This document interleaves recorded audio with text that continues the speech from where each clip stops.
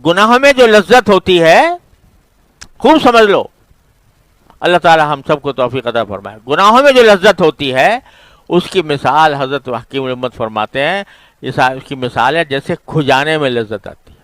خارش ہو جائے تو کھجانے میں لذت آتی ہے کہ نہیں ہیں؟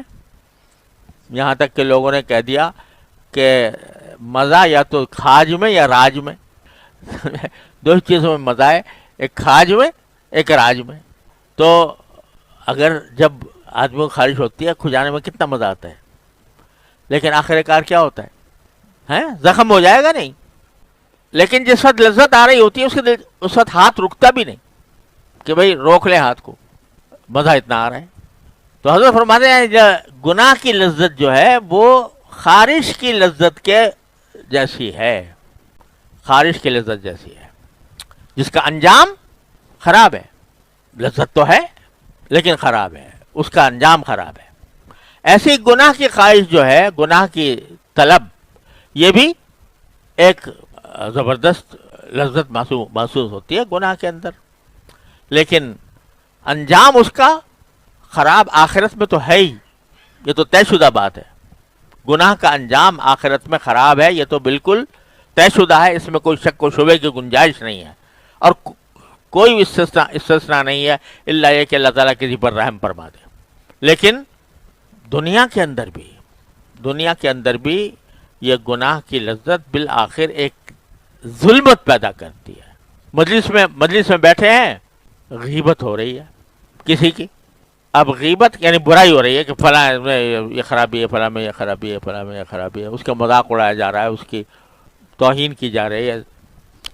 اب شیطان نے اور نفس نے اس گپ شپ میں بھی لذت رکھ دی۔ جب گپ شپ ہو رہی ہو تو اس میں کسی کا ذکر کر کے اس کے آبرو ریزی کرنا، اس کو برا بھلا کہنا، اس کی برائیاں بیان کرنا، اس کے اندر بھی ایک لذت ہے۔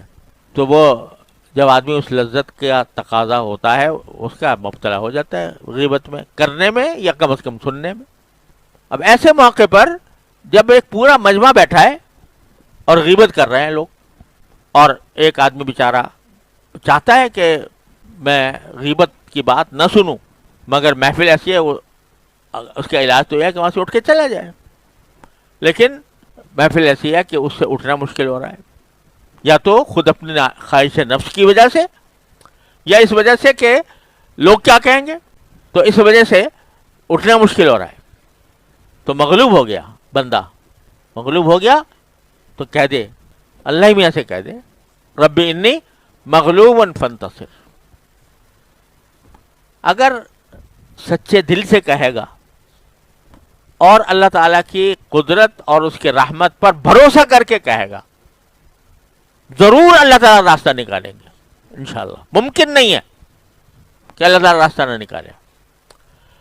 تو جب بھی خواہشات نفس کا غلبہ ہو، اس خواہشات نفس کے غلبے میں اپنے آپ کو انسان مجبور محسوس کر رہا ہو، تو پکار لے اللہ میاں کو، رب انی مغلوب فانتصر۔ اللہ تبارک و تعالیٰ سے چھوٹی سی دعا مانگ لے، دل سے مانگ لے، سچے دل سے مانگ لے، یقین کے ساتھ مانگ لے کہ اللہ تعالیٰ ضرور قبول فرمائیں گے۔ تو یا تو اللہ تعالیٰ بچا لیں گے گناہ سے انشاءاللہ، یا کم از کم اس کے اوپر توبہ استغفار کی توفیق دے دیں گے، معاف فرما دیں گے۔ حضرت مولانا رومی رحمۃ اللہ علیہ فرماتے ہیں کہ یوسف علیہ السلام کو دیکھو کہ بھرپور جوانی ہے اور ایسی دعوت مل رہی ہے، خلوت ہے، تنہائی ہے، دروازے بند ہیں، تالے پڑے ہوئے ہیں۔ تو کیا کیا معلوم، آنکھوں سے دیکھ رہے تھے کہ تالے پڑے ہوئے ہیں، باہر نکلنے کا راستہ ہی نہیں ہے، مگر دروازے تک بھاگ گئے اور پکار لیا اللہ کو، یا اللہ میرے بس میں اتنا ہی تھا، باقی بچانا آپ کا کام ہے، اللہ تو اگر آپ اپنی رحمت سے میری مدد نہیں فرمائیں گے تو اصبو الیہن واکم من الجاہلین، تو میں خود بھی مائل ہو جاؤں گا ان کی طرف اور جاہلوں میں بن جاؤں گا۔ مانگا مگر دروازے تک جا کر مانگا۔ تو مولانا رومی فرماتے ہیں کہ گرچہ رکھنا نیست عالم را پدید، خیرہ یوسف وار می باید دوید۔